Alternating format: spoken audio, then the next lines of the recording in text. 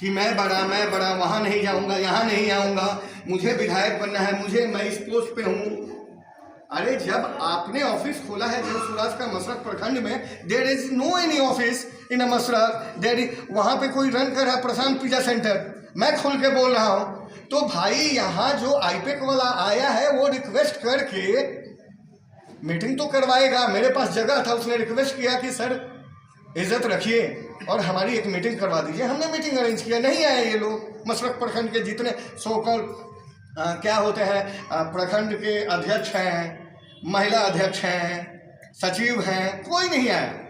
तो किसान मोर्चा बस 2 मेरे भाई आए जिनका मैं पहले भी नाम ले चुका, ठीक है। तो इस बात से मुझे कतई दुख नहीं है। आप 250 नहीं आए, लेकिन हमने, मुझे लगता है हम 25 या 5 लोगों की सहायता से बना लिया। ये 2 भाई ही बोले, बहुत अच्छा बोले, इनको जन सुराज से प्यार